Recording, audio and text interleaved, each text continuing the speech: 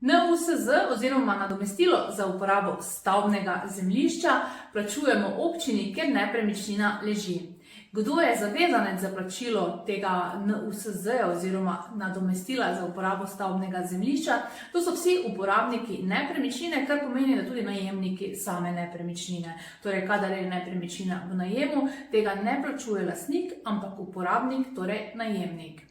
Seveda pa tudi pri plačilu NUSZ veljajo določene izjeme. Žal v teh izjemah nas ne seznanjajo dovolj in ljudje tudi ne vedo, da so oproščeni, da so lahko oproščeni. Kdaj? Kadar prejemajo varstveni dodatek, vemo, da večina upokojencev v Sloveniji zaradi prenizke pokojnine tudi varstveni dodatek dobi.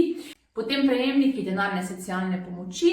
In tudi za tiste je lahko oprostitev, ki imajo novogradnjo do 5 let. Seveda nič ni samoumevno, potrebno je oddati vlogo, na podlagi katere ste potem lahko tudi oproščeni. V primeru, da spadate v eno izmed teh 3 kategorij, vas pozivam, da oddate oprostitev, torej obrazec za oprostitev in morda boste prihranili par 10 evrov ali morda tudi par 100 evrov na letni ravni. Celotno nepremičninsko kavico najdete na našem YouTube kanalu, razdelek nepremičninske kavice. Se spremljamo.